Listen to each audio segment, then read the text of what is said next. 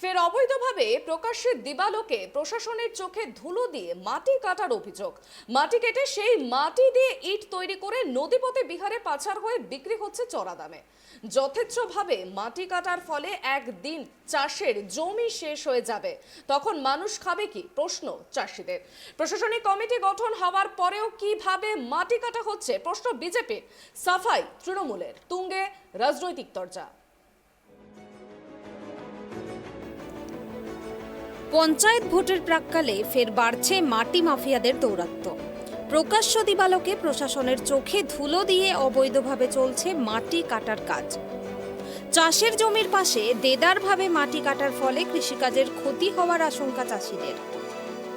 এইভাবে মাটি কাটা চলতে থাকলে একসময় চাষের জমি শেষ হয়ে যাবে, তখন মানুষ খাবে কি, প্রশ্ন চাষিদের। সেই মাটি চলে যাচ্ছে ইটভাটাগুলোতে। মাটি থেকে ইট তৈরি হয়ে নদীপথে পাচার হয়ে যাচ্ছে বিহারে, বিক্রি হচ্ছে চড়া দামে। এর আগে বিহারে মাটি পাচারের অভিযোগ উঠেছিল, এবার পাচার হয়ে যাচ্ছে ইট। প্রশাসনের ভূমিকা নিয়েও উঠছে প্রশ্ন। একদিকে তৃণমূল নেতারা বলছে অবৈধভাবে মাটি কাটা যাবে না, অন্যদিকে তাদের মদতেই চলছে মাটি কাটার কাজ। শাসক দলের দ্বিচারিতা নিয়েও তীব্র খোঁচা বিজেপির, পাল্টা সাফাই তৃণমূলের। তুঙ্গে রাজনৈতিক তরজা। মালদা জেলার হরিশ্চন্দ্রপুর ২ নম্বর ব্লকের অন্তর্গত ভালুকা বাজার ঢালাই মোড়ের পাশে কয়েকদিন ধরে দেদারে চলছে মাটি কাটার কাজ। ৩ ফিটের জায়গায় কাটা হচ্ছে ৮-৯ ফিট করে মাটি। পাশেই হচ্ছে ভুট্টা চাষ। এইভাবে অবাধে মাটি কাটা হলে কৃষিকাজের ক্ষতি হতে পারে আশঙ্কা চাষিদের।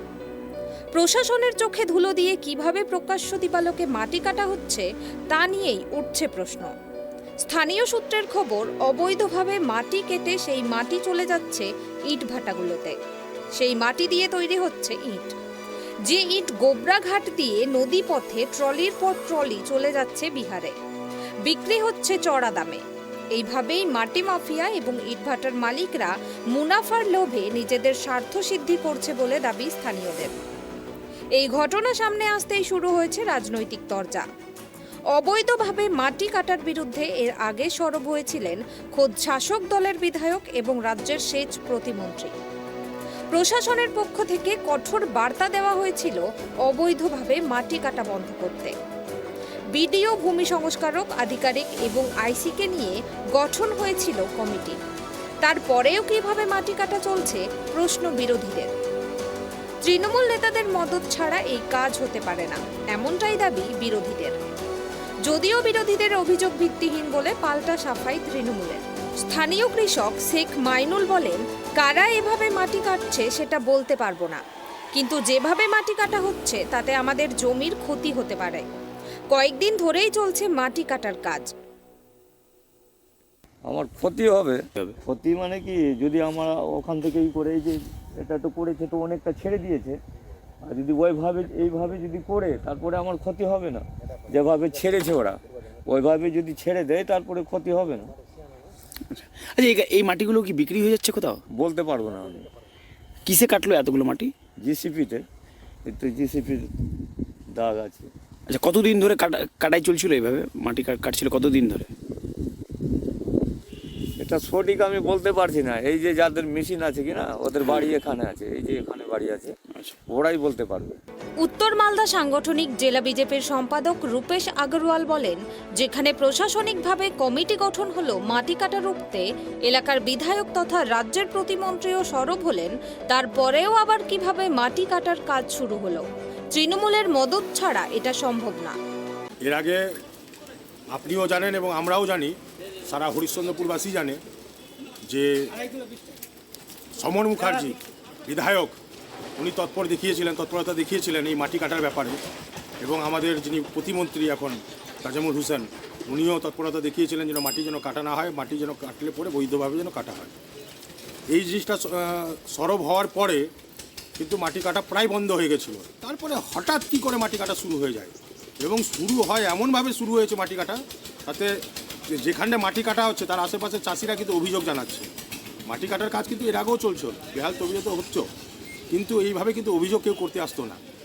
এখন তার মানে বুঝতে পারছেন যে তৃণমূলের নেতা মন্ত্রীরা তার মানে নিশ্চয়ই জড়িত হয়েছে, তাদের মদতেই মাটি কাটাটা বন্ধ হয়েছিল, তাদের মদতেই আবার মাটি কাটা বেহাল তবিয়তে চলছে। তার মধ্যে 3 ম্যান কমিটি তৈরি হয়েছে, বিএলআরও সাহেবকে নিয়ে হয়েছে, বিডিও সাহেবকে নিয়ে হয়েছে এবং হরিশ্চন্দ্রপুর থানার আইসি সাহেবকে নিয়ে একটা কমিটি তৈরি হয়েছে মাটি কাটার ব্যাপারে।